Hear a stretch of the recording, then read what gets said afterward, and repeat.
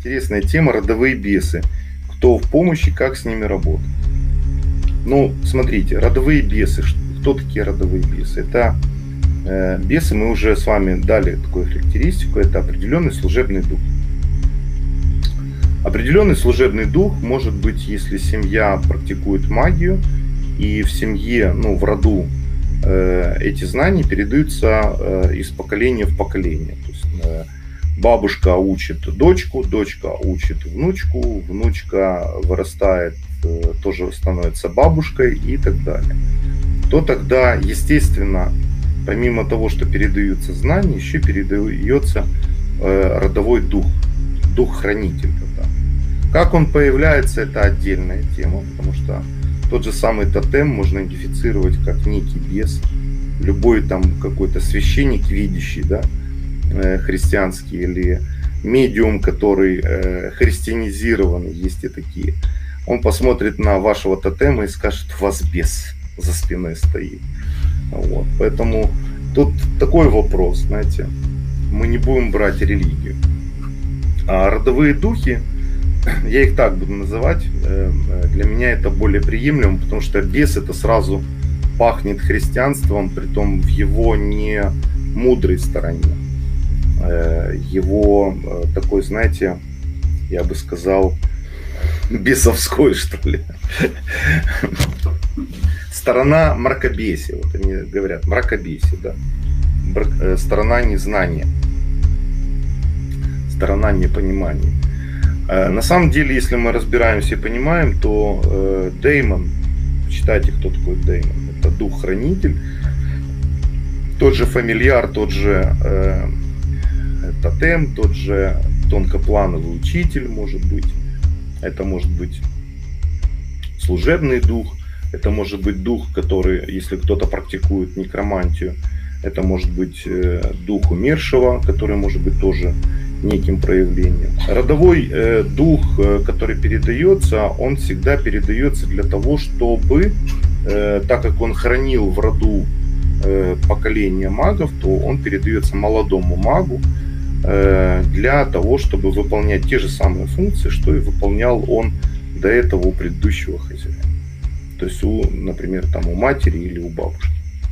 Поэтому бывает, что родового беса передают, то есть колдунья, когда умирает, он там внучке передает родового беса, и то она не всякому передаст, потому что если внучка обладает способностью к ведьмовству, например, или дочка к ведьмовству, то она может передать беса. То есть может не передать какие-то знания, но может передать беса, который научит. То есть передать духа, который научит ведьмовству. То есть она говорит: вот теперь твой новый хозяин.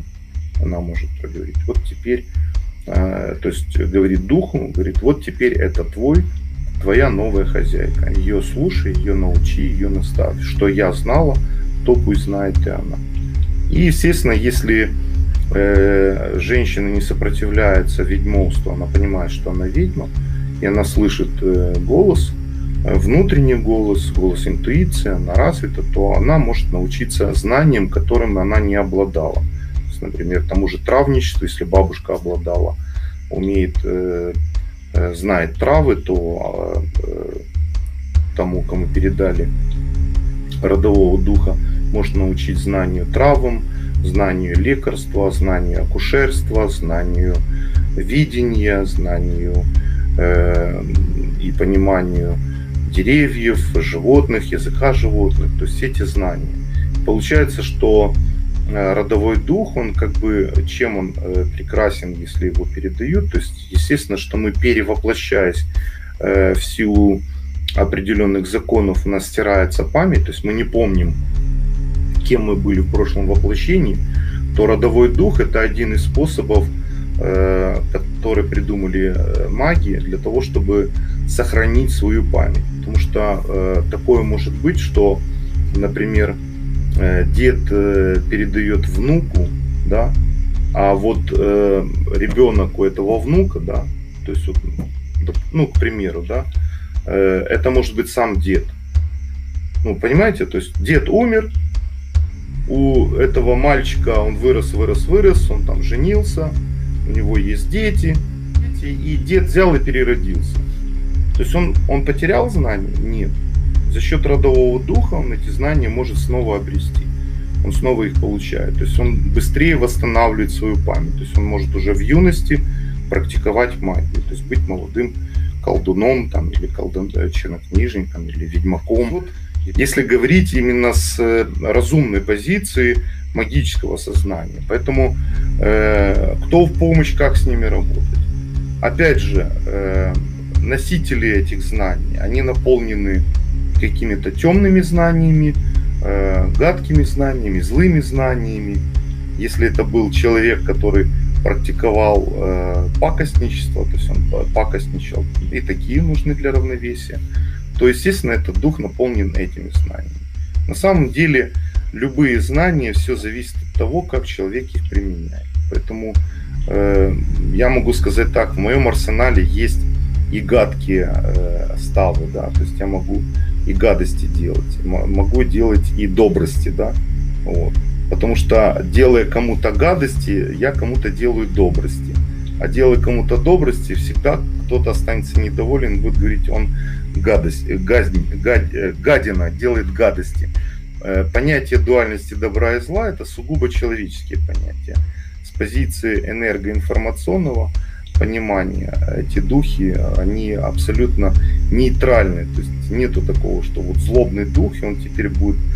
У него просто есть эти знания. Он знает только, как делать пакости, как сломать ногу, как выколоть глаз, например, как там открутить голову. У него нету других знаний. Поэтому следующее поколение мага может научить его делать и другие какие-то вещи. Давайте к этому относиться более спокойно. Вот как с ним взаимодействовать? Взаимодействовать немножко иное понимание, в отличие от тотема, но опять же, если он есть, то он в первую очередь необходим как помощник. Это как слуга, но только информационный слуга, понимаете? То есть нужно узнать, что он умеет делать. Для этого, опять же, ведьме нужно набрать силу, потому что услышать духа и взаимодействовать с этим духом можно только тогда, когда набираешь личную силу. Личная сила набирается при одном условии – самопознание. То есть нужно узнать свои границы, свои возможности, свои способности, проснуться как ведьме, и тогда можно услышать и получить эти новые знания. Например, тонкоплановый учитель, я могу вам с полной уверенностью сказать, это как раз и есть тот служебный дух, кому я давал практику тонкопланового учителя. Если хотите, поздравляю, это ваш служебный дух. Это, по сути, ваше прошлое воплощение, прошлое ваше знание. Вот вы можете вытащить. У меня, например, есть таких 3. Ну, вот. Я не считаю там фамильяров, тотемов, как хотите, так и считайте. Я уже молчу про другие способы получения информации. Поэтому для чего они мне нужны? Для знаний, для того, чтобы вспомнить себя. Вот это то, что мне помогает вспомнить себя максимально. Свои способности. Татьяна, это родовой бес может переходить через поколение. Конечно, может. Конечно, может. Его можно передать. Например, бабулька знаний не научила, например, внучка в городе тусовалась. Любит она дискотеки. А как бабка могла передать травничество, передать там какие-то исцеления, как работать с энергией, как слушать деревья, как? Никак. А родовой дух, он все знает. Вот. И вот внучка приехала, а бабулька умирает. И что делают? Дают что? Подержать за ручку. Подержала за ручку, та ей передала. Говорит, вот твоя новая хозяйка. Она мысленно это говорит, вот твоя новая хозяйка. Научи ее тому, что знаю я. Все. Девочка, если сопротивляется, то становится одержимой. Если не сопротивляется, становится ведьмой. Вот. Если бабушка никому не передала, то эта энергия должна выйти. Она не может выйти.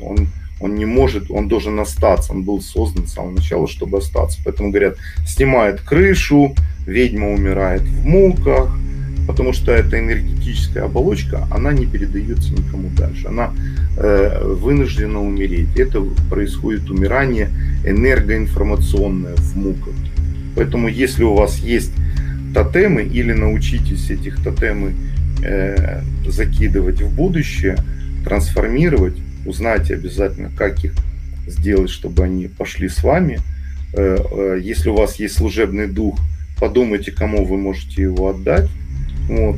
Потому что для мага, для того, чтобы он наполнился, ему нужно отдать. То есть он должен научить кому-то. Если он учит, он передает знания, значит, ему легче будет уйти. Если он не учит, а носит их себе, то уйти ему будет из этого мира очень тяжело. Он должен будет, то, что он накопил, должен будет оставить здесь. Или написать книжку, или...